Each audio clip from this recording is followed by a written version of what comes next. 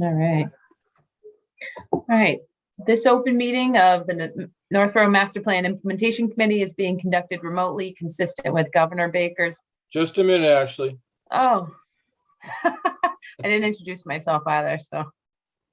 All right. I just want to mute this Right. Okay. and. Okay, All right. So I'm Ashley Davies, Chair of the Northborough Master Plan Implementation Committee. This open meeting of the Northborough Master Plan Implementation Committee is being conducted remotely, consistent with Governor Baker's executive order of June 16th, 2021, an act relative to extending certain COVID-19 measures adopted during the state of emergency. All members of the Master Plan Implementation Committee are allowed and encouraged to participate remotely. The order allows the Master Plan Implementation Committee to meet entirely remotely so long as reasonable public access is afforded so that the public can follow along with the deliberations of the meeting. The public is encouraged to follow along using the posted agenda unless the chair notes otherwise. Members of the public who wish to view the live stream of this meeting may do so by going to Northborough Remote Meetings on YouTube via the link listed on the agenda.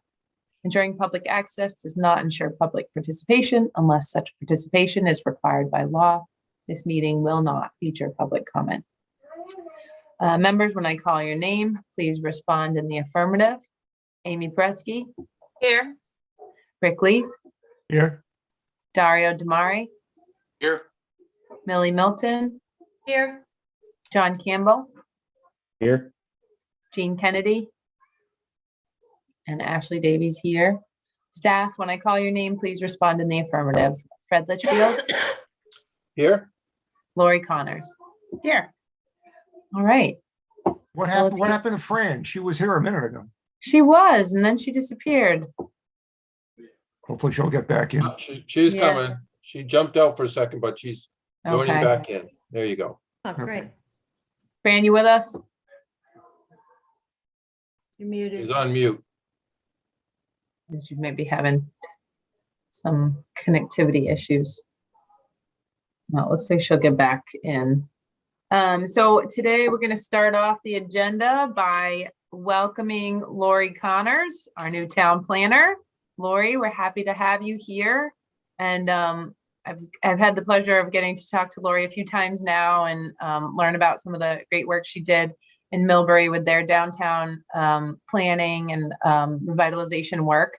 So Laurie, do you want to introduce yourself and talk a little bit about your experience with what we're kind of dealing with and any thoughts on our plan to move forward? Sure. So I'm happy to be with you all this evening.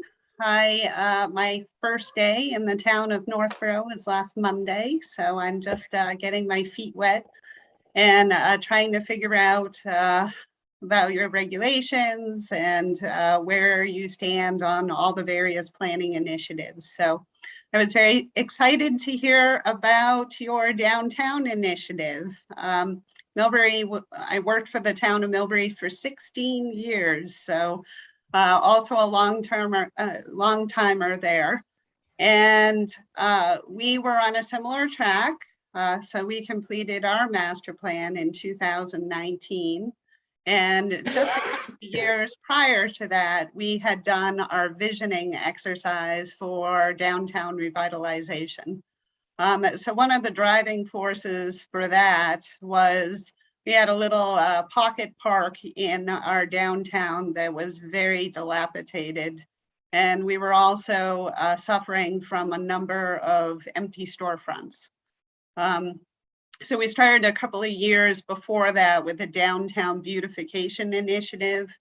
And the goal of that initiative was to identify low cost, easy to implement measures to improve the look and feel of our downtown.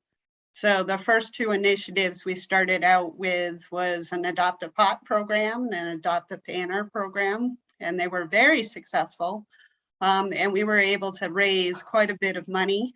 And then we wanted to expand that effort. So we were able to get a technical assistance grant which enabled us to hire a consultant team that consisted of the Central Mass Regional Planning Commission, the Blackstone River Coalition, Mass Audubon, and then we had Weston and Sampson as our consulting engineer, and gosh, another engineering group that has just left my brain, so I can't think of the name. I'm sure it'll come to me in a minute.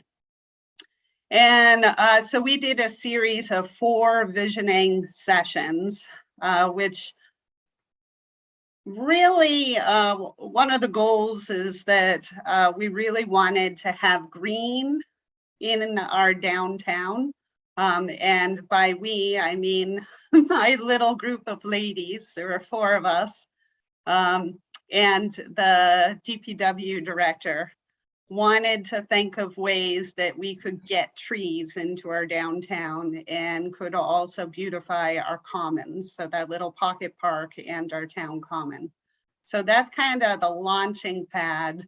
And so low impact development, which is kind of like using nature to control drainage, was a really big aspect of our visioning process. So at the end of those 4 visioning sessions, we had a plan. So it was kind of a similar effort to what you're going through now, where we defined our downtown, and then we came up with a plan that pretty much covered the entire downtown with improvements. So then we took that and identified a phase 1 scope. And we got some grant money, and we used some municipal funds, and we hired Weston and Sampson to do a design. That ended up costing about $150,000 to do the phase 1 design. And then I was able to secure 5 different grants, which totaled about $1.5 million for the construction of phase 1. So the total construction cost was $2.3 million. So a good portion of that was paid for with grants. So we completed that phase 1 construction about a year ago. And then we started doing the design for phase 2. And thankfully for phase 2, I was able to get mostly paid for with grant funds. There was a little bit of matching money that the town had to put in, and we were able to secure almost $1.9 million in grant money using 4 different grants for phase 2 construction. Just got the bids last week. Unfortunately, they came in over budget. So now they're trying to figure out whether they need to adjust down the scope of the construction project or put in some town money to pay for that. So I have quite a bit of experience with downtown revitalization. So the good news is that you can learn from some of the things that went really well in Millbury, as well as the things that could have gone better and I learned from. So I'm excited to help you folks through this process, and certainly learn from you about what your priorities are and what you hope to accomplish with this downtown revitalization. Awesome. Thank you so much. And and I know you have great maps that you've shown us, and it was just really interesting just for everyone else. When I saw Laurie's maps from Millbury, it was really striking some of the things that they had done that really echo what we are hoping to see in our downtown. So I think it's really exciting to have her on board and helping us through this process. That being said, I think at this point we were going to get a little bit of an update on where we're at with moving forward on our downtown master plan and the RFP. I don't know, Laurie, if you had any updates on that since John isn't here. Did you know where we're at in that process? Yeah, so John had given me the VHB memorandum, so that it encompassed the scope of work. And he asked me to review it and asked me if I had any comments. And I did speak with you. The only suggestion that I had is that I noticed that this only included 2 visioning sessions. And my recommendation, as you know, as I explained, we had 4 visioning sessions. And I do think that 4 visioning sessions were too many. But I thought that 2 visioning sessions are probably too few. Because in our experience, there was quite a few changes that came out of our second meeting with our consulting team. So the first meeting was pretty much, we were just kind of brainstorming ideas, and we were coloring on maps and identifying linkages and, you know, where improvements had to be made. I'm sorry, I have some very affectionate pets that keep coming up to me and distracting me. So I'm not sure if you notice. Oh. So hopefully my dog won't start barking, but they're pretty much all over me all the time. So bear with it. It's great. But anyway, so the second meeting, the consultant team presented their ideas for what they thought made sense for the downtown. And then we kind of broke those ideas apart and suggested changes. So some things the folks who attended the visioning workshops saw they really liked, but then other things they weren't too crazy about. So the third session enabled the consultant team to come back after the feedback was given by the attendees of the visioning session. So that was my one suggestion. I just thought that 2 might be too little. And another suggestion that I have is to really involve the property owners and the business owners within your focus area, because they're really important for the buy-in. So of course, you know, this will take care of the public realm, but then their responsibility is taking care of the private realm. So you want to make sure that they're on board with the plan, and also that they feel like they've had a say. And it tends to get them really excited. So the positive in the Millbury scenario is that over the course of the last 2 years, a number of the property owners and the business owners have made some really great facade improvements. We've had some exciting new businesses go into downtown, and they're installing beautiful signage and even some of the open spaces. Like there was this one storefront in particular that had like built-in planters into their storefront, which always just used to be dirt. And so now they put flowers in. So they have caught on to like our Adopt a Pot program.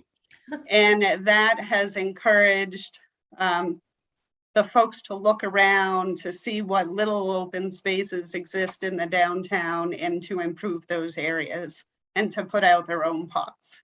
So just a little idea that I have about you know, really getting more buy-in. Yeah, that's great. And I don't think we need to give any more approval on that scope of work. I think you just make that change and move forward once the appropriation is approved for that. But I had a question about the visioning sessions. So are the visioning sessions just a general open to the public sort of thing, or is that something that you really send invitations to people for those? So it's a smaller group. I just wasn't sure how that. It was a combination. So what we did for our visioning exercise is that we targeted our downtown business owners and our downtown businesses with flyers that were like specific for them. So we either went door to door. Like I like to do that with the business owners. So I go and I introduce myself and I hand them the flyer and I personally invite them to the visioning session. So that tends to be really effective when they see a face. And then there was the other outreach. So of course there are your typical movers and shakers that attend everything. So, you know, I would send it to the Board of Selectmen, you know, the planning board, pretty much everybody who is here that is represented on other committees, the Historical Commission. So all of those folks, I put an ad in the newspaper, I put in an ad on the cable access, something on the website. So wherever you can advertise, because you want as many people as possible. And after you do all of that, you'll be lucky if you get 40 people in the room. So it's a lot of work, but at least you can say, well, hey, I invited you to participate. And whether they choose not to participate or to participate, that's up to them. But at least nobody can say that they weren't invited. Okay, that's helpful to understand. And then, okay, so that makes sense. So you get public input on the first one, as many people as you can hopefully see there. You hope that same group of people attends the second to see what came of it, what came of all of their input. And then you have a third where you can adopt the additional feedback you got on the second. Right, exactly. Okay. So the third Okay. is like the final presentation. So this is the vision. Okay. And, Great. you know, if you do the 3 sessions, then you also have time to talk about some of the material features.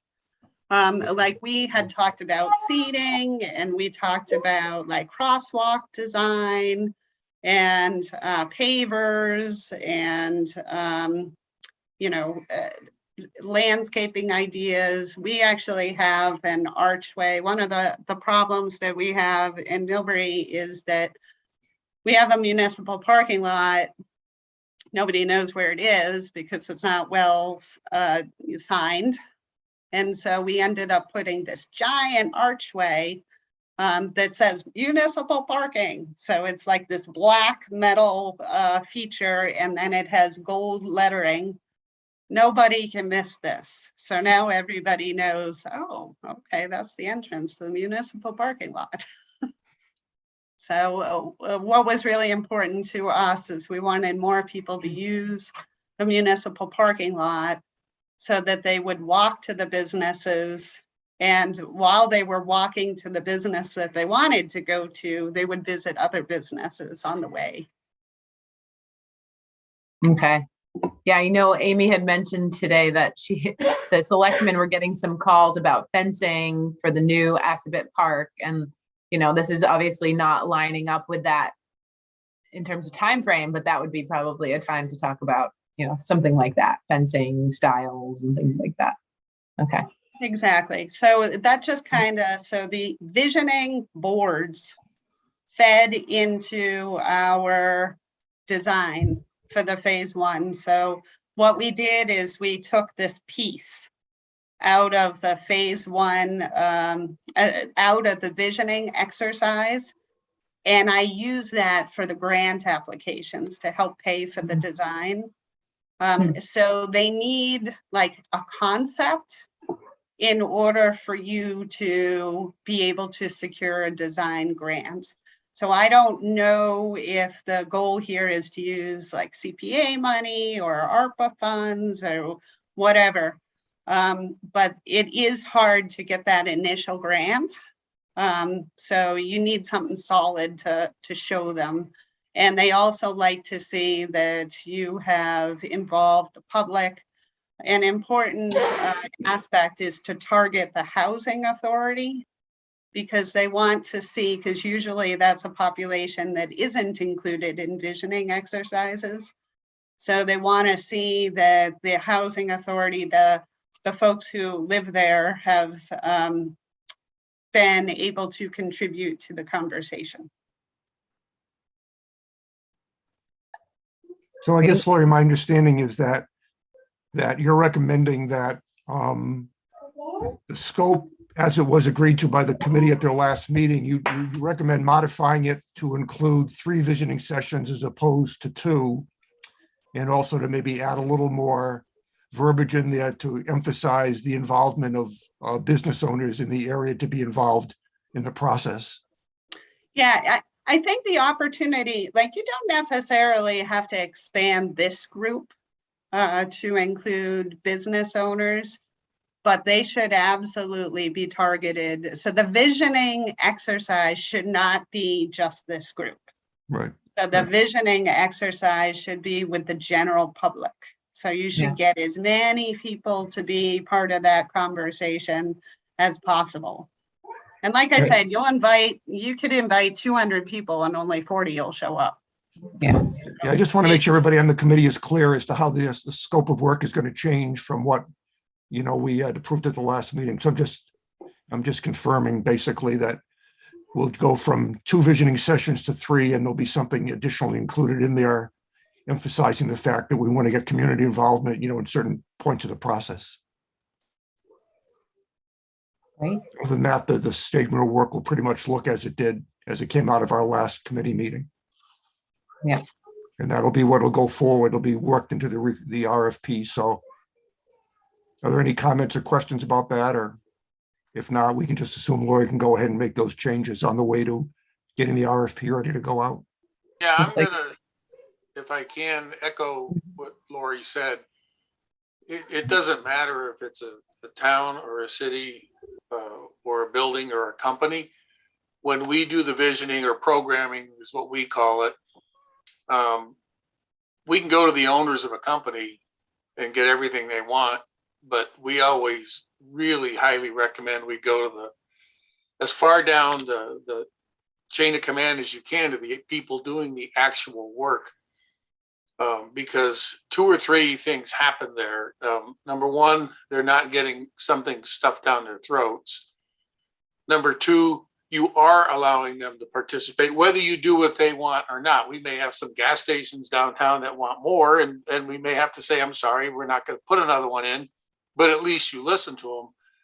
But then what happens is it becomes our project, not yours or the boss's. And they really do embrace it, and you'd be amazed at how many good ideas they have, because they're the ones actually on the street or at the machine or at the computer doing the work.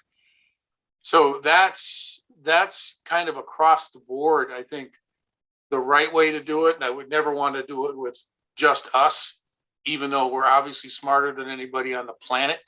But it just, that buy-in and that seeking of information from the end users and really our customers, because that's who we're serving is the town, the people that live here, is really important. I echo that because we've done it so many times, and you'd be amazed when the folks at the bottom level, the end users get buy-in. The success is amazing because they will help you not make mistakes. And my dad used to say, I'd rather have one person working with me than 3 people working for me. And I think that's what we're really looking to do here. So good job, Laurie. Oh, thank you. Mhm. Yeah, and the other interesting thing is, of course, they will identify, they're really important for identifying the problem areas that nobody else knows about. Like they may say, hey, this in particular, this area of sidewalk is a huge slip hazard because the drainage is not functioning properly. And that actually happened with our phase 1 design. So the florist had identified that this area in between her building and the building next door, which had been covered in concrete years ago, was like a major drainage channel. And it was causing all sorts of problems because it was going across the sidewalk and then going diagonally across the street, straight into the Blackstone River, which is quite polluted. So we ended up creating this drainage solution and then diverting all that flow into a rain garden. So it was actually a really helpful comment that she made. So just an example of how that can work. Well, I guess you can go ahead and make those changes to the statement of work, and we'll look forward to it, getting rolled out eventually. All right. So I'll do that Awesome. this week and send it off, as soon as John authorizes me to do so. Yeah, great. All this talk, I really just want to get down to it. So it's so exciting. All right. And just to, I think we talked about this today, and I just wanted to reiterate, was it clear that we will have to wait until after town meeting to put it out, or is it something that might go out prior to town meeting? We might just have. My understanding is the funding to pay the consultant has got to be approved at town meeting. So I think John said he would not send the RFP out until the town approved the funding to pay the consultant that would be hired. Okay, so we have a few months still until it gets released. Okay. Just wanted to make sure everybody kind of knew that. Next on the agenda was an update on status of complete streets. I know, Laurie, you had driven around with Scott, kind of talking about that, but I don't think there was anything new or any updates on that, except that you've been through the program before, and you might be working with Scott to kind of on the next steps of public outreach and prioritization planning. Is that basically Yes. it? Yeah, so my experience in Millbury was that we created a complete streets committee. And then we ended up getting a technical assistance grant. So that's part of the Complete Streets program. So they have grants available for you to hire consultants to help you with the process, which is certainly what I would recommend in this circumstance. So Central Mass Regional Planning is one of the consultants, but there are a whole host of them. And sure, in fact, I'm sure VHB is probably on the consultant list. And then the consultant provides you with a variety of different resources. So they do like a sidewalk analysis. So they identify the quality of all of the sidewalks that you have in town, where there are ramps that are non-compliant with ADA, where there are missing crosswalks, and where there are gaps in the sidewalk network. And they do the same with the bikeways. So they identify potential bike routes with the committee. So of course the committee, and I'm not exactly sure what's going to happen here, like with the committee. I don't know if the committee's already been formed or hasn't. So I'd have to talk more with Scott about that. And then there's also a public process. So once in Millbury, we had a list of about 40 different projects that we had identified as needs. And then it's up to the visioning process or the public process to identify the top priorities. And the Complete Streets program, so pretty much every community is guaranteed $400,000. So that could be used to fund one project, or it could be used to fund several projects. In Millbury, we funded 2 aspects of our downtown revitalization project, so phase 1, phase 2. And then you sit tight, because once they fund your projects, then you're kind of frozen. You're not allowed to get any more money for a certain period of time. It might be 3 years or it could be 5. I can't really remember. And then once you surpass that period of time, you are eligible for the competitive pool of funding.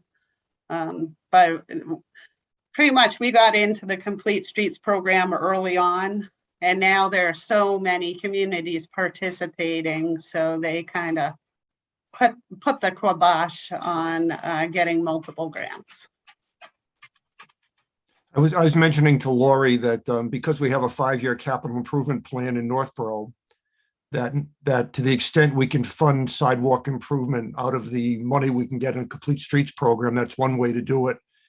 We also have the opportunity, if there's other projects we want to do that need money beyond that 400,000, we can always propose to the administrator or to the finance committee that they set aside the plan to do some town provided funding at some point in the future and put it in the capital plan, have that come up for discussion, as they're discussing capital project in general. So I don't think we're limited, but the only work we can do is on biking and sidewalks is limited to this, what we get from the Complete Streets program. The town can also choose, at some point to provide municipal funding to get some of these things to happen also. So that's a role we could play as a committee.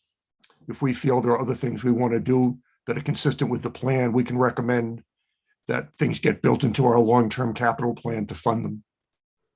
Yeah, and it sounds like, unlike, it wasn't totally clear when we had gotten updates in the past, what the process moving forward was going to be. It sounds like, and obviously Scott will have to confirm this, but it sounds like it might, this whole public process and the prioritization and the analysis might line up really nicely with the downtown plan and the other sort of work that we're trying to push forward with the master plan implementation, bikeability, walkability throughout town. So I think it's pretty exciting. It's a very small chunk of change compared to all the things that, we have on our master plan in terms of goals for walkability and bikeability, but it's a start, and it's exciting that, there could be this cohesion between the Complete Streets work and what we're looking to do here. So I think it's exciting. So I absolutely think that when the Complete Streets public process comes forward, it's really important for the downtown project to appear in the top 4. So you might even want to split it up. So like I said, in Millbury, we have 4 phases. So we identified the individual phases. So, I think the phase 1 project, we weren't sure at that time which was going to be phase 1, phase 2, So the phase 1 project was like number 2 on the prioritization list. And the phase 2 project ended up being number 1 on the prioritization list. So that's really important. yeah, that's helpful. That's helpful to know. It's a good strategy. Okay. Well, great. Unless anybody else has comments or questions on the Complete Streets work, we can move on to the next item on the agenda, which was the discussion of the preliminary boundary for the downtown plan. So, sorry, it's a little loud here. So I know that we had discussed that the boundary will be finalized when sorry, it'll be finalized when we actually get down to work on the downtown plan. But we had said might be helpful and kind of help move things along if we had a general sense of what the boundary would look like before the consultants come on board. So that's kind of what we wanted to talk about tonight. And a couple of you have already sent in your ideas for what you think could be a preliminary boundary.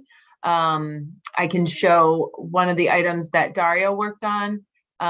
Maybe I'll show that first. And then Jean did a little bit of playing around with the town GIS. And I think he's going to be able to share with us kind of a little tutorial so that we can kind of use it ourselves and come up with our own sketch. And I think following this meeting, if everybody can kind of sit down and try to come up with their own sketch, then we can put that all together and really look at it for the next meeting. But before I show the items that folks had sent over, Rick, did you want to ask any questions about this or start the discussion off in any certain way? Yeah, I was talking to Ashley and Laurie about this a little bit. One thing I'd like to just bring up, not that I have any preconceived notion about it, but it'd be helpful just to see where we stand on it, is the thought that this walkable, nice new downtown area might be somewhere else in town than what we currently have downtown? And is that worth something, even having the consultant consider? You know, for example, if you think about where our Business West district is, down by where Romaine's restaurant is, and the Fox Meadow little commercial park down there, there's some open land down there. You know, by thinking about having some sort of a walkable, nice business district set up in a place like that, it gets to the point where it's Route 20 is already headed south down towards Route 9. And so the whole Route 20 situation isn't as much of an issue in a place like that. So it's just in my mind theoretical, but I just like to get some feedback whether anybody feels when we start talking to the consultant that we want to analyze the possibility of locating this solution someplace other than what we consider the downtown, or whether people think that's really kind of out on the lunatic fringe and it's not really something that has any sense in reality. But I just want to get that on the table tonight before we start, you know, talking about this in any more detail. So I'd be interested in people's feedback about that position. So, all right, so this is Fran. Yeah. I don't think I'd want to take anything off the table because I'm not a planner, I'm not an architect. And I would love to hear what people like Gene Kennedy or Dario understand what it takes, right? Before I would even know whether that was a crazy idea or not. If we can get away from Route 20 and the restrictions with the traffic and the requirements, I don't see why not creating like a little village. But I mean, I think I would have to defer to the more professional people before I could form a real opinion on whether that's a wild idea or not. Other input? I guess, go ahead, Amy. Oh, no, you can go first, Dario. I don't think anything's crazy. So put that out there. A lot of towns have different sections or downtowns. I lived in Framingham for a long time, and they have Framingham Center, and they have Knobscott, and they have little gathering areas that are, yeah, and one of them's on Route 20 or directly off of Route 20. And in all those cases, I'm trying to think of where they all were. They were still at major intersections, which I think Romaine's is. And then we'd have, that's Times Square, so New York City could get jealous. But one of the things on the master plan implementation plan itself that kind of drove me to where I had gone was looking at all the things that we wanted to focus on or tie into the community. And in a weird way, I think out by Romaine's would be less expensive. I think it would be easier to do because it's not as congested as downtown, but it pretty much abandons our history. And if all the things that we were talking about, geez, this is where the town was formed, these are all the historical buildings, these are all the cool little parks, and then we leave that and put all our focus somewhere else, and it really is west of town, which may or may not benefit the people west of town. If you're going to Wegmans, I think that's wonderful, but it's a tough thing to do without like thinking that you might abandon our real roots. And it's okay if our real roots aren't worth pursuing. If it's just too hard to do what we want to do downtown, I would look at that as a plan B, but not necessarily a plan A, because everything I've read in the master plan wants to celebrate our history. And most of our history is obviously the older part of town, which is all of these buildings and the aqueduct and the Assabet River and Assabet Park and, you know, the Common. Everything was more towards the center of town, for a better choice of words. So it's not crazy at all, Rick, in my opinion, because there's a lot of practical reasons why it makes sense. But that's really up to the rest of you folks. And I think the town, that's where I think Laurie's comment of hey town, would you like our new Main Street or focal point or downtown to be out there? And that's a temperature I've not taken with anybody. And, you know, I think even to Millie's point, I don't think anything should be off the table, but there's real important things to consider if you want to move that, because you do have the competition and you do, I think, abandon a lot of our history. I think Good comment. too, sorry, Amy, I just wanted to mention real quick, this master plan came out of what the public wanted to see, right? We did a lot of surveying. We took the public's pulse. The residents of Northborough wanted to see a downtown revitalization. What did they consider the downtown? I wouldn't think that they considered Times Square the downtown. They want to see the current downtown improved, not a new downtown created. That's sort of my sense of what the feedback was that we got from the public. And I'm not sure it's our place to say, well, we're just going to create a new one and, you know, forget, you know, what you wanted to see. But that's my opinion. Sorry. And actually, Amy. I think that makes sense, because that's the part I don't know. If this all came from everybody and nobody said put it there, you know, you can come up with practical reasons, but you're really not listening. Then you asked everybody in a company, what color do you want the building? They all said blue and you made it purple. And then they're going to say, why the hell did you ask us? You know, well, this was cheaper. You know, and they're like, I don't care if it's cheaper. We hate it. We quit. We're going home. Yeah. That's I mean, the I trouble think- you get into, I think. And because you said it, I didn't realize this was all a million interviews. But if people are saying this is what we want, I think listing would probably be the better choice. Yeah, I mean, there was never any official boundary for what downtown is, no definition. And I think that's what we're kind of trying to figure out right now. But I think everybody knows kind of generally what everyone was talking about, what downtown is. I guess that was my point. Amy? Once again, go ahead, Amy. Go ahead, Amy. Oh, and I see the downtown with, you know, like you mentioned, those key places like the library and the old town hall. You know, the town offices could possibly move back there. And there are just so many key features of the Assabet Park, Assabet River. And even when the downtown was created, there was a lot of housing around it. You have Summer Street, School Street, and all those neighborhoods could bring walkability to the downtown. Like I used to live on Church Street and we walked uptown all the time. But if you get out to Business West, there really isn't a lot of walkability. There's like a couple, there might be one neighborhood, maybe not. Right. And that's, yeah, sorry. Yeah. Yeah. So then you're driving to go and walk around. And I do think it's a neat area down there that would be great if it's walkable, but I wouldn't picture it as the downtown. Yeah. And I think a lot of what we hear is that there needs to be people for a downtown to be successful. There needs to be housing, and we have that built in where a downtown is already.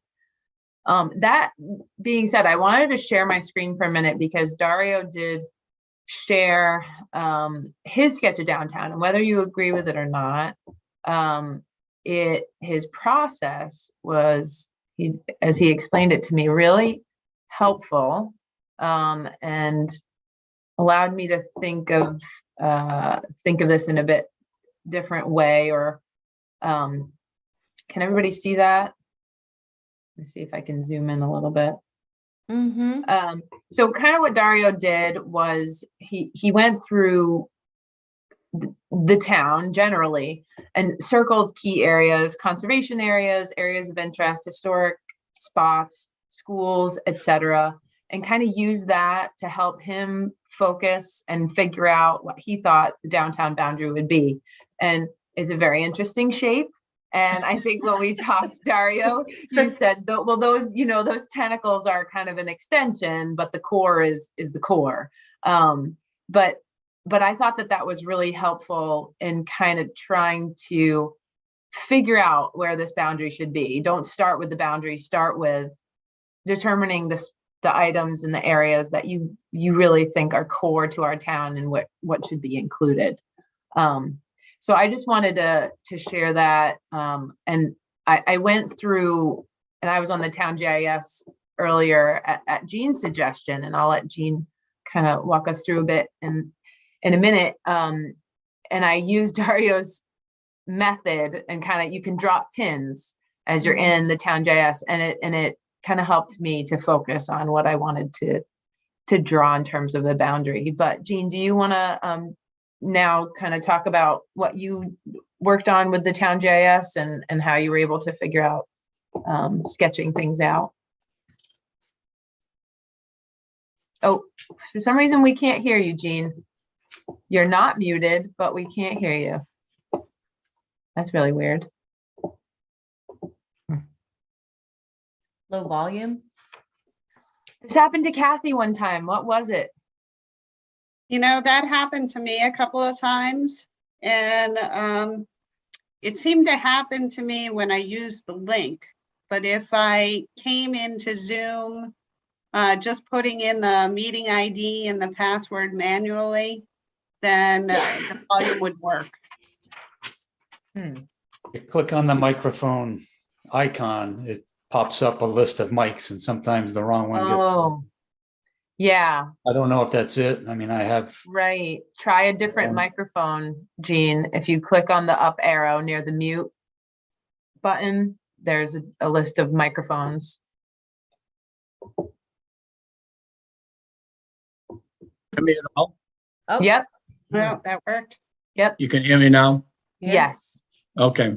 Well, just to go back to Fran's point, you know, Daru and I have some planning experience. Laurie obviously does, but we're all citizens of the town of Northborough, so everybody's voice counts. For my personal experience, I happen to have municipal planning experience in the city of Newton and the city of Framingham. When you think of Newton, you think of villages. It's very easy to define the villages. We had village studies and went through the whole planning process, and they continue to go through the planning process. Framingham, like Dario was saying, you know, there's the traditional downtown of Framingham, but there's also Knobscott, Saxonville, and then lo and behold, all of the commercial development came on Route 9 and sucked the energy out of all of those pre-existing little villages. So that is still, you know, Framingham's problem. What I see in Northborough is really highway-oriented businesses that people go to, and Route 20 that's expedited for people to drive through. You know, once you get out of Marlboro, your next stop is Shrewsbury and you're on your way. So while we have distinct commercial areas, the downtown, downtown west, downtown east, I think the challenge for the study is to bring, if we go with the downtown as we traditionally know it, is to bring the downtown characteristics to what was essentially a highway business zone. You know, that's characterized by the many gas stations. And I know we've eliminated the gas station option. The town introduced the mixed use option a few years ago, and that has certainly helped bring a combination of residential and commercial.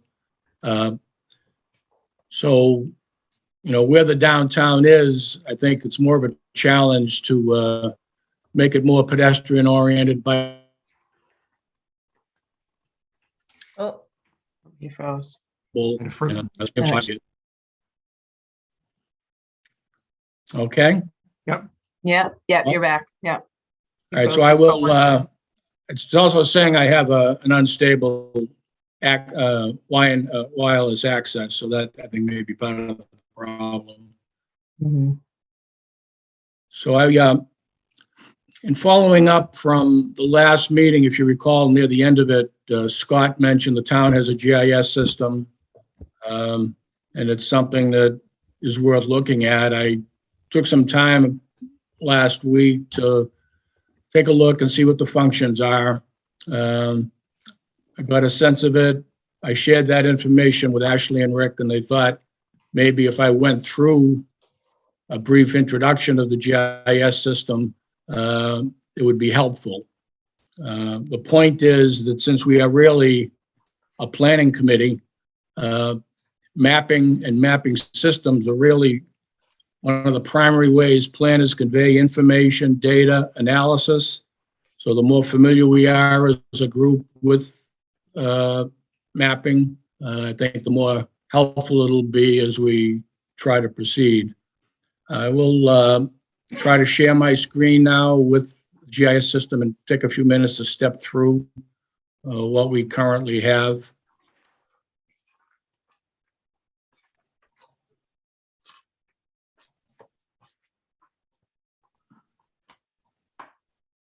So this is just the main page of the town website, GIS and maps. It's right there on the first page.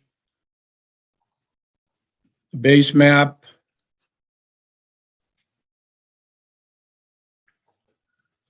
It's very easy to use the mouse to scroll in, zoom out.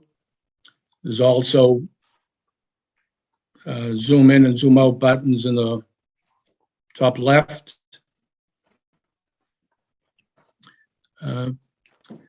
Going up on the top right-hand side, we have several drop-down menus. These provide the main functions to the GIS system. The first one is search. You can enter an address, for example, and the system will bring you to that property and provide basic land use and property information. The second drop-down is a selection menu, and you can do several things here. You can click on a specific property, and the information will come up on the left-hand side. This is actually the town cemetery. You see it listed, and the property information is listed on the left-hand side. If you want to eliminate that and select something else, over in the right pane, there is a more option, and you can clear the selection. You do that and you're back to go. If you're interested in selecting a group of properties, you can essentially draw a boundary.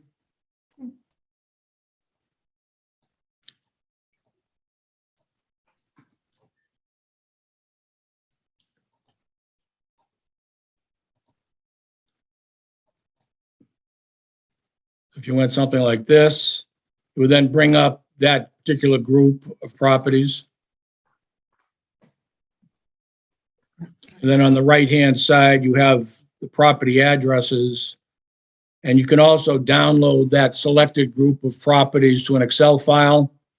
And what you would be downloading is essentially the assessing information for each property, ownership, land area, zoning, items such as that. You can clear. And then one of the key features to a GIS system is to be able to provide different layers or themes of data and lay that over the base map. So depending on what your interests are, you can compile various combinations of information. You can color code them and prepare a map that suits your purposes. On the right-hand side, you see the various themes that are available. It's interesting because earlier in the week, I thought there were more than just the 2020 aerial photo. I thought there were some historical aerial documents there as well, but I don't see them now. You've got topography, open space, land use, recreation, even down the floodplain information, and then even voting information. So for example, if you were interested in open space, you would just open the open space theme, and it would present itself on the base layer that you are working with. The open space theme shows a legend of various information. And then you can't quite see it, but there's a transparency bar that allows you to change the density of the colors that are shown on the map. So if you want to see what's underlaying the open space parcels, you can go all the way to the left. That essentially deletes, and then you can shade it as you proceed, to fit your purpose. And then, as with any GIS, you can shut that off, put on another GIS system, another layer, all with the base map information still presenting itself. Going back to the series of drop-down menus, there's a markup menu, and this is probably the menu that Dario used to draw his otherworldly downtown boundary system. But essentially, you have a series of drawing tools. You also have a measuring option where you can measure distances. In terms of the tools themselves, there's a text tool, so you can essentially enter, you can enter text. So I want to go back and delete all this.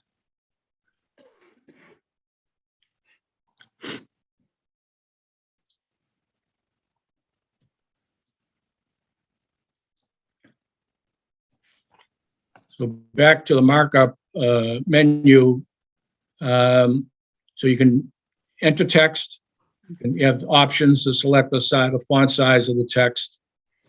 You can enter a marker if you wanted to pin something. You would have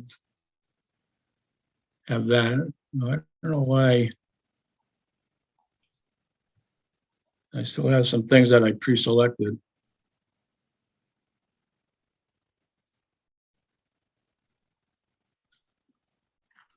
You can draw a line.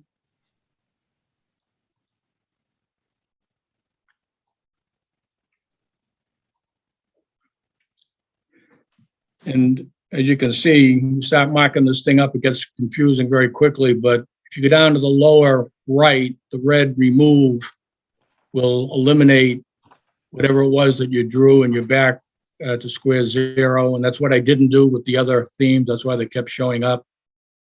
You can select a circle. And your options here would be the line width, the fill color, the color of the boundary line, and then you have an opacity option that allows you to determine how much or how little of the fill you want to show. So you can edit. For example, make it darker, more opaque, or make it lighter. You can do the same thing with a rectangle. Then you can do something with a polygon. So if, let's say, somebody wanted to define a study area for downtown, you'd start by selecting the polygon option. Let's give it a line width. You don't really want to fill because you're essentially drawing a boundary of the study area. So we'll make the fill opacity 0, and then we'll have, so we can see it, maybe a red boundary. And then you take the cursor and then start at one spot and work your way across.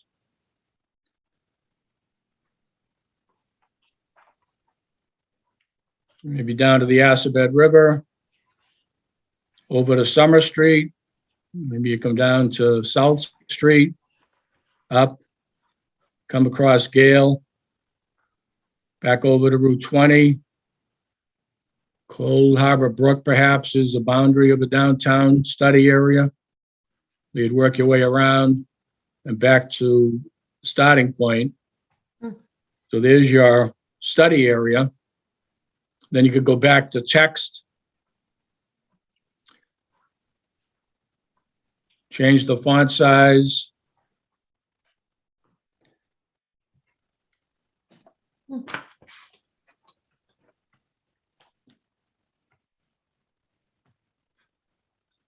And you've got a study area. Now, once you've done that, or once you've mixed and matched the themes, provided the text, provided the markups, provided the boundary, provided whatever information you wanted,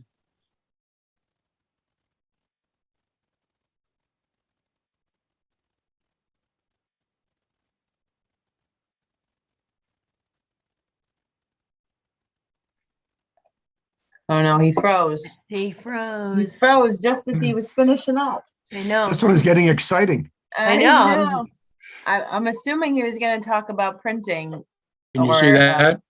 Yeah, Oh, I hear sorry, you. Gene, you just froze for a minute. So Okay. you were, we saw you finish up the study area and then you were gonna say something. Yeah, it's Okay. saying my internet is unstable. Okay. So you click on print, then you have the title. You enter a scale. Hmm. 1 inch equals 400 feet is a good scale to match, let's say a downtown area.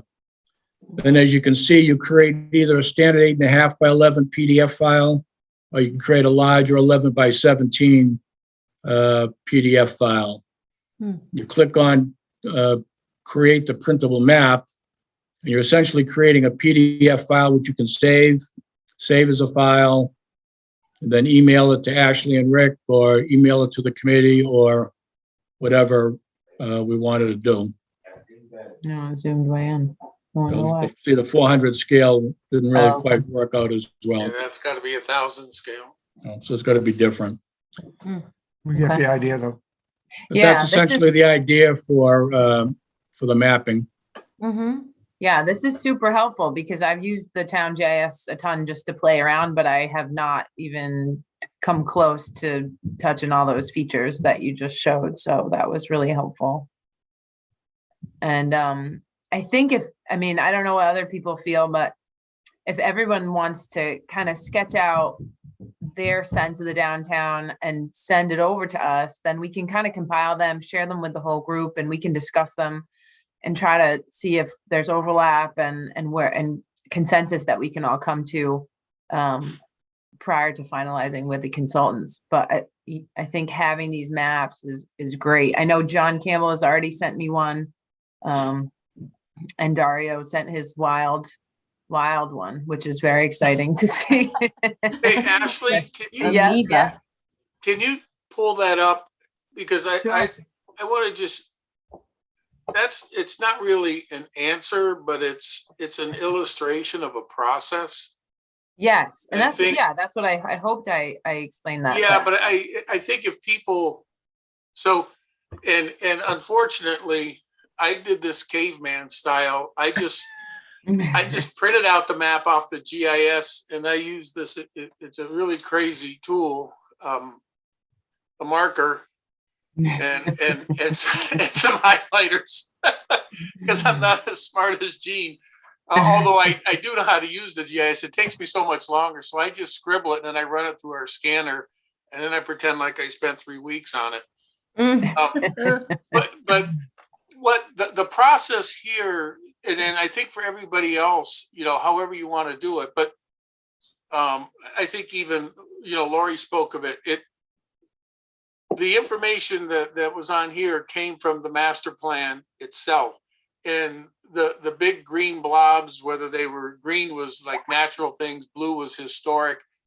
I took off the master plan as places of interest that we wanted to embrace, for a better choice of words, because I don't know everything about Framingham or about Northborough.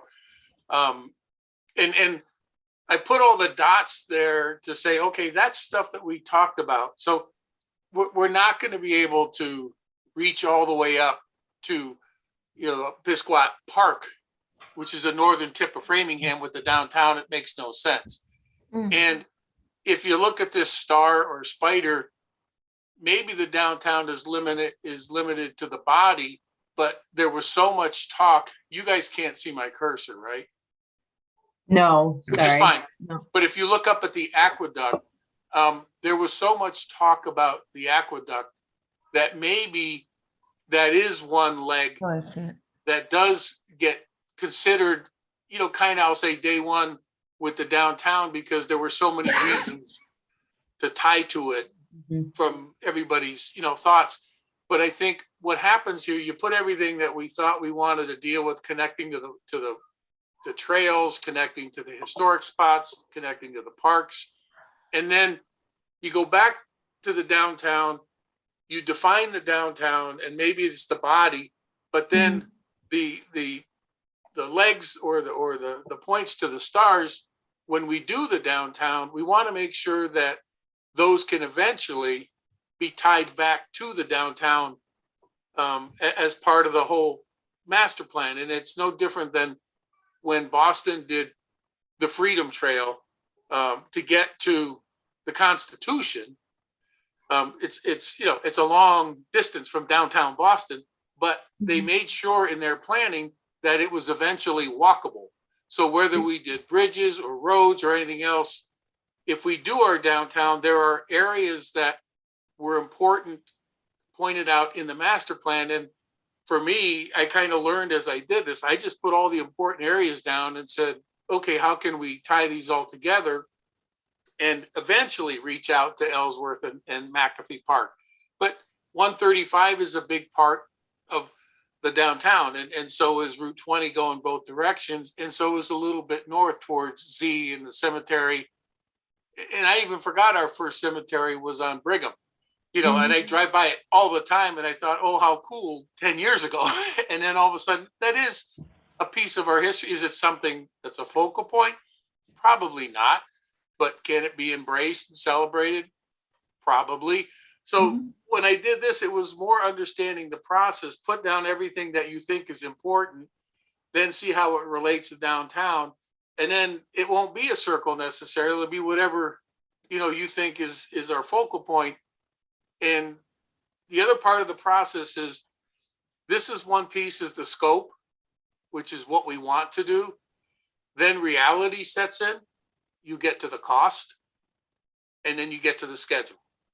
So you can put this down and say, geez, this is $20 million or $50 million. We're never going to do that.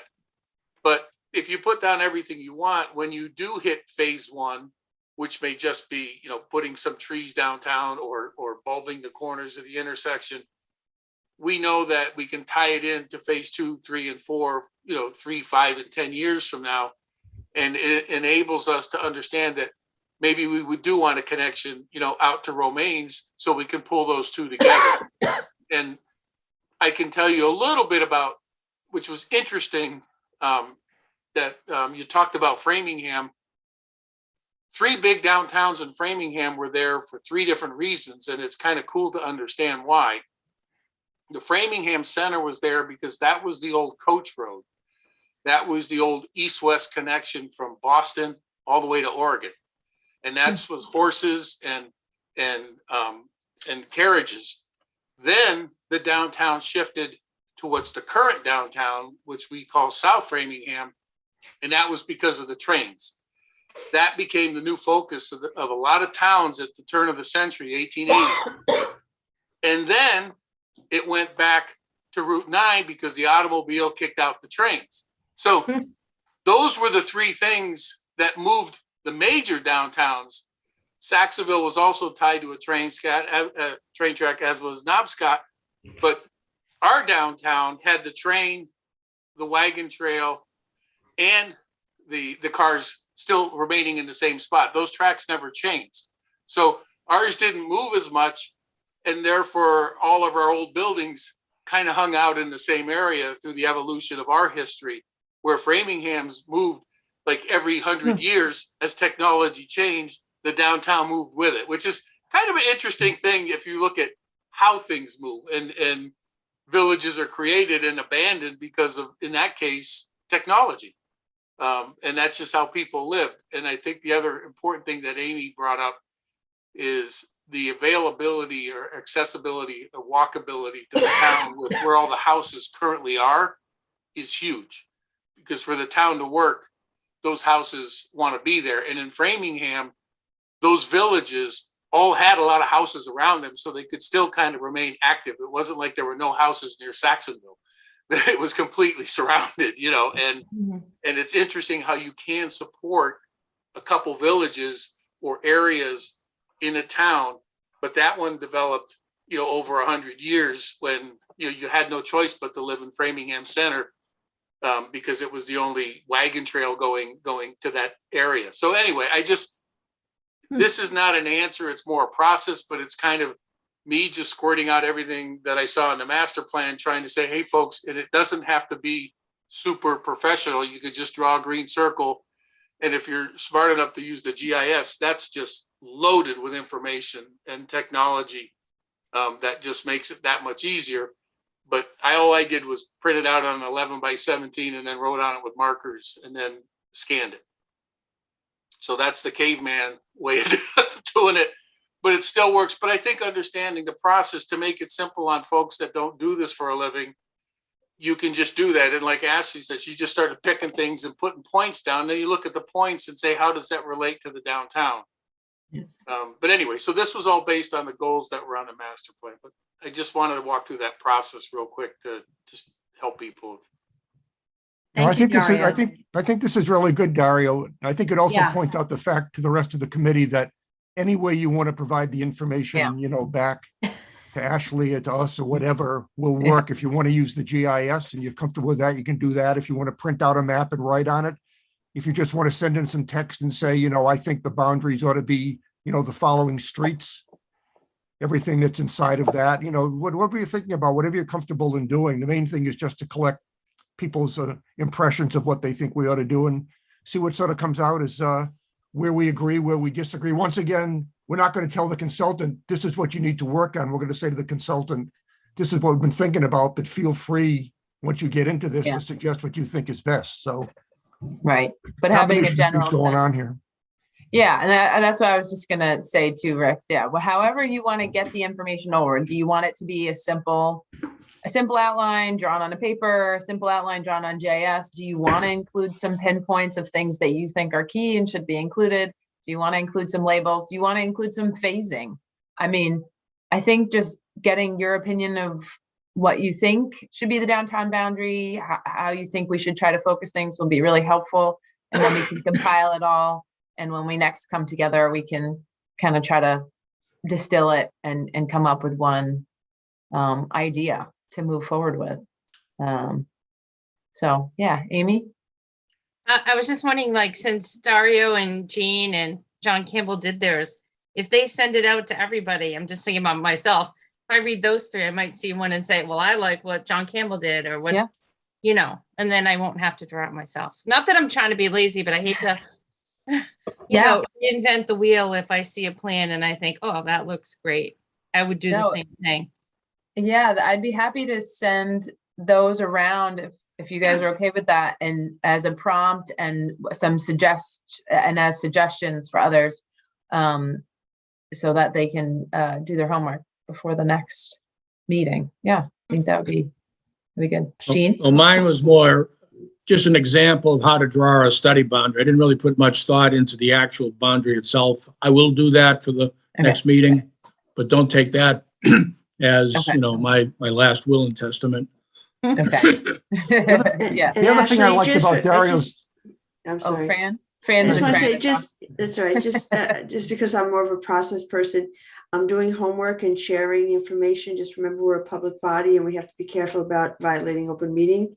So I don't know that sharing everyone so that you can then use that to influence your opinion is a violation or not. I just, I think you may want to check before we start sharing behind the scenes. And I don't mean that in a bad way. Yeah, I think if it's only 2, we might be okay, but I'll double check. On that. Okay. I think as long as we don't deliberate, definitely over email. Like, I think you can send out meeting materials You just can't deliberate them as a board via email. Mhm. Agree, comment on or anything like that. Yeah. Right. Right, they'll just be Mhm. examples. Mhm. Yep, I was Jean going to Ken- comment, The Oh. problem number is a quorum. So if you just want to share amongst a couple of you, but it's also the decision-making that's the problem. So you can't be talking amongst yourselves and saying, hey, well, we're going to vote on this. Mhm. Okay. So I was Rick and going then. to comment Jean. on Dario's plan. I liked the tentacles because my view is that we've got two different topics from the master plan we've extracted here as being important. One is this downtown, which we're working on, and the other is this whole idea of transportation, improving sidewalks, bikeability, and the downtown certainly adds to that. But I think it'd be important that as we go through this, if we're defining, like Dario did, connectivity to other parts of town that the plan said was important, that sort of comes out and gets factored into the thinking that's going on in complete streets. So as this priority list is being developed, some of these things get factored into the priority list. They may rise higher up or they may not. But as the priority list is being done, we can be providing input out of part of this plan to say, as Dario mentioned, connectivity down to the aqueduct from the center of town is really important. And even though the aqueduct may not be in the downtown boundary, that the Complete Streets program ought to be seriously considering how we get connectivity from the downtown to the aqueduct or other places. So I like the tentacles can do that. So also don't hesitate in your own way to talk about tentacles if you think there are some that, we ought to be considering along with the downtown. Sure. That's exactly what it made me think of, there's a core and then maybe label in a different way these connectivity areas that I think are really important. Jean Cahill, I know you've been waiting to talk. Yeah, I was very stimulated about thinking about the west of town and the east of town and, what the village concept, might be leading us to, what the future is going to bring for, the unexpected ways that cities and towns develop. And just thinking about that and thinking about, we lose opportunities, I think, with our kind of routine development. And maybe part of the master plan implementation process is really kind of seeing what we could have done differently and then applying it to the next round of development. So if the area of the west side does develop, what are the best practices and kind of things that we can build into it to ensure the walkability and connectivities and all those good values kind of develop around that new town center. So rather than building that or planning for that, more like anticipating what really would make a future development work really well. I mean, I like where Dario's office is. I like the way that strip complex was done because they've included just some really nice elements. There is stone wall, there's really nice plantings, there's a whole lot of parking, but it just has a nice feel to it in the way that I think, we just might be able to kind of help influence the future of, what those elements are that we would like to see and how they make us feel and how they function.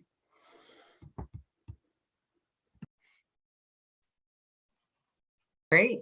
Well, it sounds like we have our homework and some really helpful guidance on how to do it. Thank you, Dario and Jean. Yeah. So unless others have any comments or questions or suggestions, we can just move on to consideration of the minutes from February. Dario? I have one quick one. Sure. Actually, it's in the minutes. One of the things that came up in the minutes was who we go out to bids with. I've worked with VHB and they're good, but Laurie had mentioned Weston Sampson. We're actually currently working with them now. They may be another vendor. I'm just throwing it out there if Laurie was happy with them. If she wasn't, then maybe we don't. But that's another firm that we could make sure they got copied on just because it's what they do. But I would ask Laurie if it was a good experience with them or not, because it's just someone that we know would be credible, and if she serves as a reference, that's all the better as far as I'm concerned. Yeah, I think if Laurie, if you have any suggested consultants or anybody else that has worked with groups that you think are good, then we should definitely ask for the RFQ to be sent out to them. Yes, so the main contact that I worked with on phase 1 at Weston and Sampson was a man named Michael Moonen. He's a landscape architect who I understand was involved with the design of the Common in Northborough. He actually left and went to a new firm called BL Companies, and I followed him to the for the phase 2 project. So we wanted the continuity of design. So we went with BL Companies, and I am equally satisfied with his work since he moved to BL Companies. So I would absolutely recommend both Weston and Sampson and BL Companies. So I think it would be great to send them the proposal and see what they can do for us.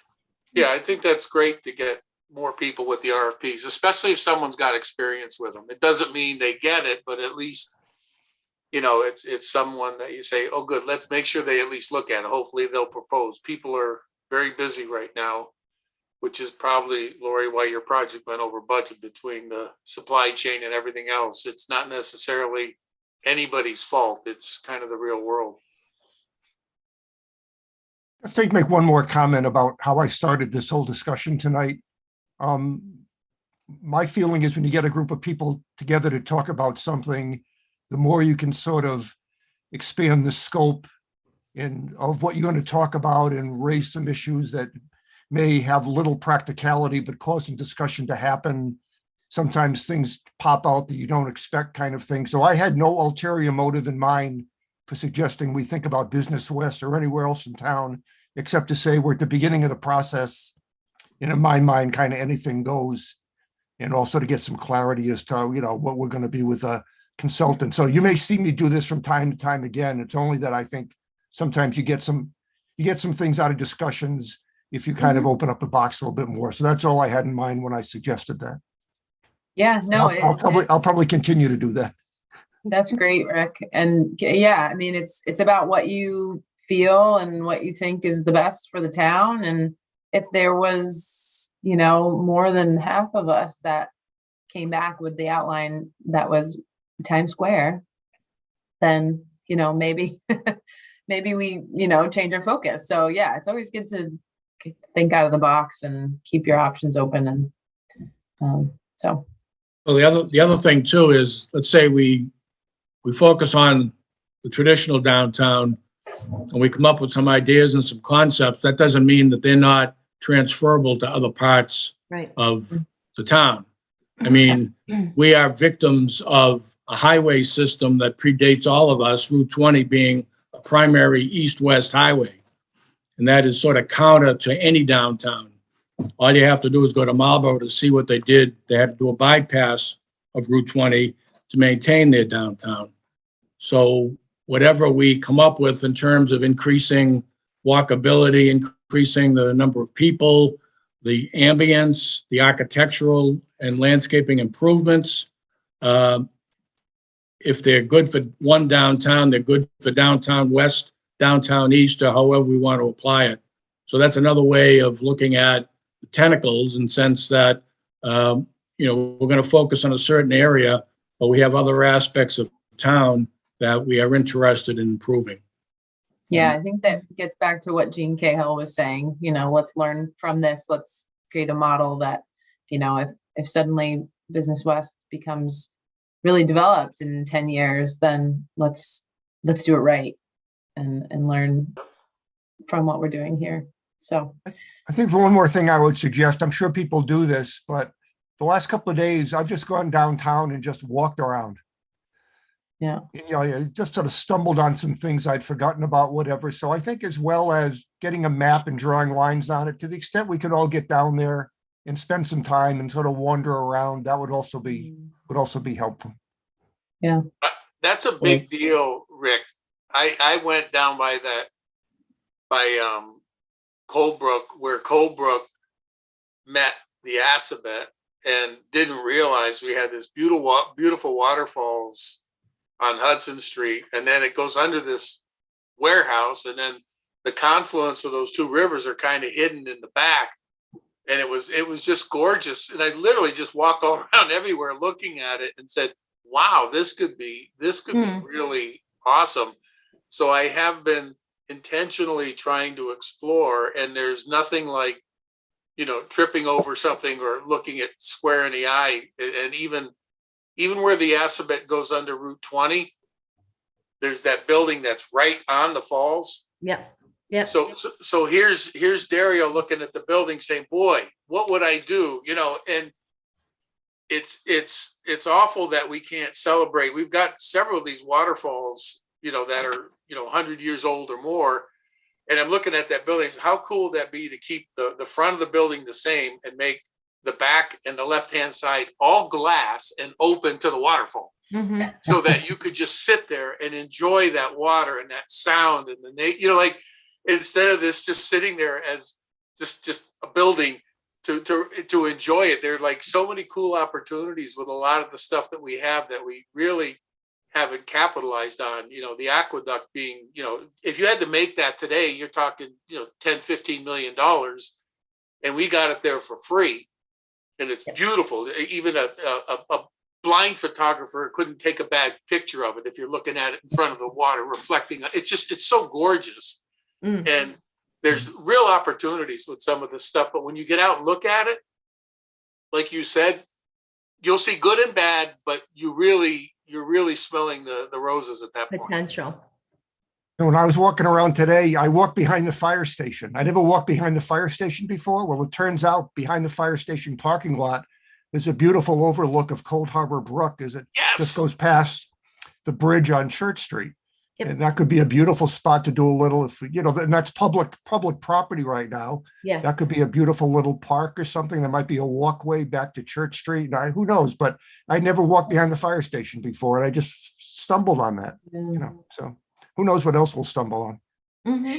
And I know that that's one of the things we have in the RFQ, right, is the sort of a field trip. So we can all do that and really get an on the ground look and really make this decision about what we should really be focusing on when we're down in it. So. Just one more thing. I know you go through downtown every day, and there's a handful of properties you drive by and you say, well, what's going on with that property? And I'm sure we all can put a list of 5 or 6 properties. And my wife keeps asking me, well, what's going on? Why aren't you figuring that out yet? So at some point, as a committee, I think we have to have a understanding of sort of where things are going with some of these properties that are still vacant, as in vacant buildings, but also still vacant as in vacant land. And those are all key properties that can really help drive the direction that we want to go in. Yep. Agreed. Yep. Great. All right. Well, does anybody want to make a motion or does anybody have any comments or edits on the minutes from February? Dario? I only have, there's only one, I think, typo on page 1. I don't know who has it in front of them. I do. Okay, second to the last paragraph on the far right, when the RFP goes out to bid, comma, is that allowed? Was the question, not as. It was a question. And then on page 3, second to the last paragraph, where it was quoting something I had said, it depends on the very last sentence. It depends on where you are. And what I meant was with respect to the availability of utilities, the cost with respect to the availability of utilities, meaning where you are. If we were trying we were talking about about the green stuff, and if we have the availability of the utilities to facilitate that. It would read, it depends on where you are with Actually, respect to the I don't know availability. where, I don't know where you are, Dario. it's I'm actually sorry. page 4. It's actually page Page- 4. Page 4. Above local planning assistance, CMRPC, the paragraph before that.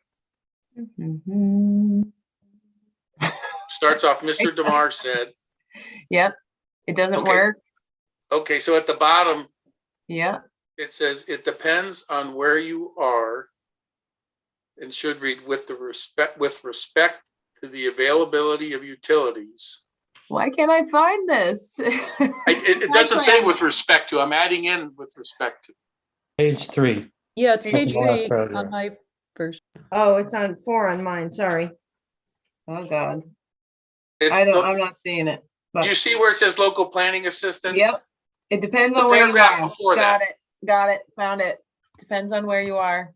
Okay, it depends on where you are with respect to the availability of utilities, the cost of utilities, and the utility source. And that part was missing. Okay, Because we don't want a utility source that's burning oil. We'd rather have something, the source that supports it, that's a green source. right, all right. that makes That's sense. my whole point on that. That's all. Okay, That's all I have. all So right. that's what you said? Yeah. Okay. All right.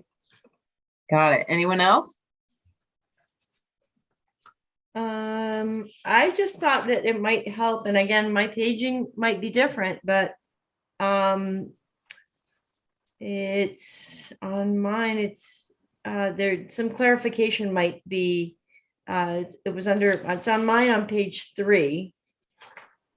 So it's a Mr. Campbell said this committee, where can I? Okay, found it. Yeah, page 3. Mr. And I Campbell think said- it's helpful to clarify which committee, because in the 2 to 3 paragraphs above, they're talking about the whether it's a housing authority or it's talking about a couple of different committees, organizations, or I just thought it might be helpful to clarify that the intention was Okay. the master plan implementation committee. Okay, And You then could it just says replace, yeah, okay. that they can move forward, that they can, the end of that sentence, there should be they can move forward on our own. okay, yeah, Kind of a disconnect on yeah, just all right. small things. That was it. Mhm. Thank you. Yeah. Okay.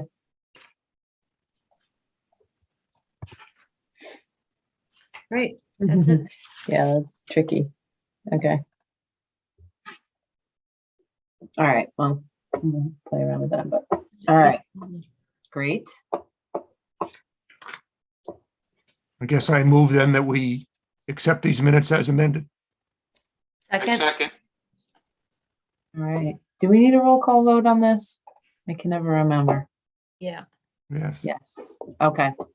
All right. All those in favor? Amy, Aye. Rick, Aye. Dario, Aye. Millie, Aye. Jean Kennedy, Aye. John, Aye. Fran, Aye. Jean Cahill. Aye. Ashley, aye. All right, approved. Great. I think that's all we had on the agenda, unless anyone else had any other topics that you wanted to bring up before we adjourn. I'll make the motion that we adjourn. Second. All right, let me do another vote, just saving these minutes so I don't forget. Amy, Aye. Rick, Aye. Dario, Aye. Millie, Aye. Jean Kennedy, Aye. John, Aye. Fran, Aye. Jean Cahill, Aye. Ashley, aye. All right, we are adjourned. Thanks, Good meeting. everyone. Thank you. Good night, everyone. Good night. Thank you. Good night, everyone. Happy Good St. night. Pat's. Happy Oh St. my Pat's. gosh.